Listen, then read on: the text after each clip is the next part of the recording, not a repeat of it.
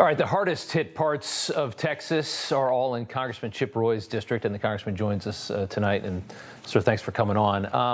We watched the water, how fast it rose. I couldn't believe some of the video that we've seen. Can you explain the scale of this flood as you have seen it?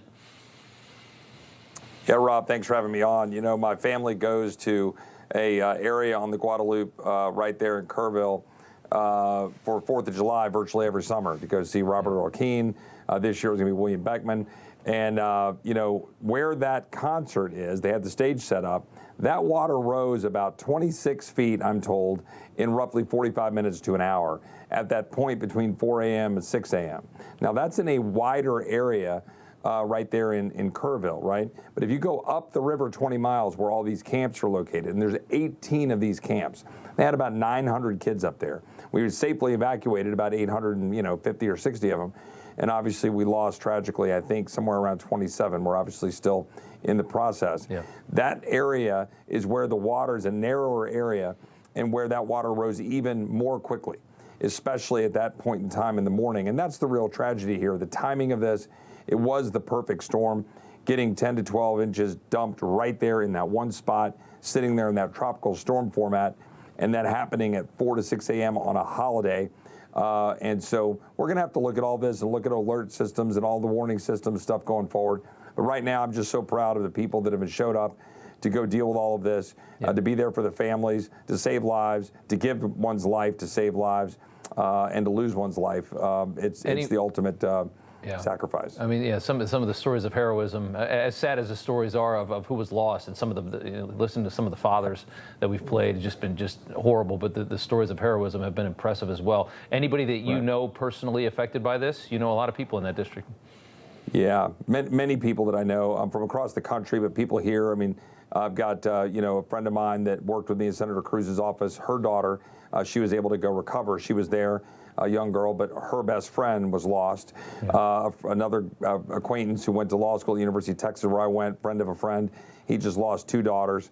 I could go down the list of people affected. One of my law school classmates, who hadn't seen in a long time, I saw in Kerrville picking up his daughter from another camp. So there's been stories of success, stories of failure, stories of heartbreak.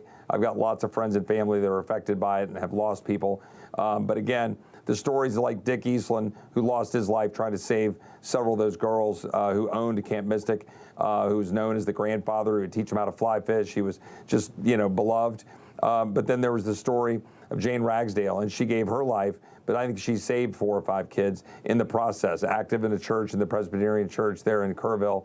So many stories like that. The Coast Guard volunteer, the Coast Guard pilot, I think, who saved something like 200 people. By his actions. So a lot of great stories out of it, a lot of sad stories. I met with some of the families night before last who couldn't find their daughters, and that was one of the toughest meetings I've ever been a part of.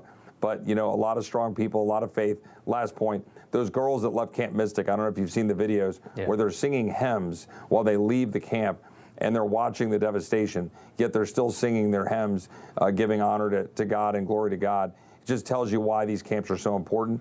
And why we need to make sure we can get them back in operation, but just make sure they're safe in the future.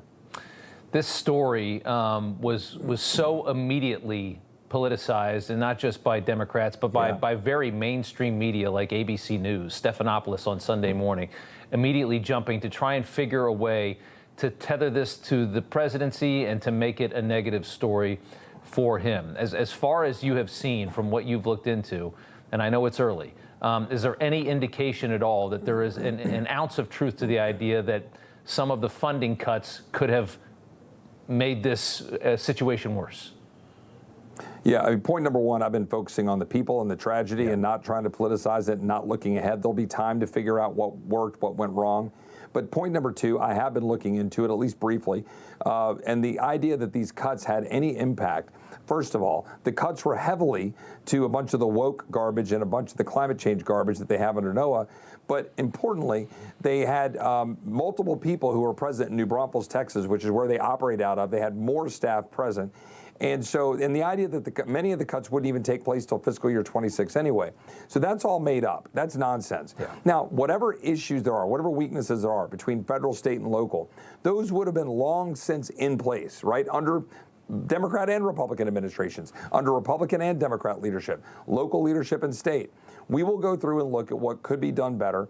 But ultimately, when you have that much water dumped on basically limestone with a little bit of soil after a drought, in a condition like that, in that particular part of the world, you're going to get this rise of water, and it's a relatively unprecedented spike in water in a short period of time in the middle of the night. Yeah. We need to figure out how to do better, but this political finger pointing is nonsense, and we need to just focus on solving the problem going forward, rebuild, and make sure it doesn't happen again. Yeah, there's not many ways to escape something like 20 inches of rain. I mean, that's a once in a century, if not longer, storm, and it's a sad reality. But that's a tough thing to survive if you're near that river. And whatever ways there are to escape it, I think predominantly the locals should be able to figure out how to set up systems to be able to get kids to higher ground and make sure it doesn't happen again. So we'll get busy working on it. But right now we need to, go out there and be there for the families and clean up and rebuild Kerrville. Well, thanks for coming on. And to those in your district, a lot of wonderful people in that district. Our hearts to them. Thank you, sir. Thanks, Rob. God bless. Everybody's reporting the same stories, the same spin. You turn the channel, it's always the same. But not us. We're different. We report the real news. No spin, just the facts. Turn to us, and you won't turn back. Tune in to Rob Schmidt tonight on Newsmax.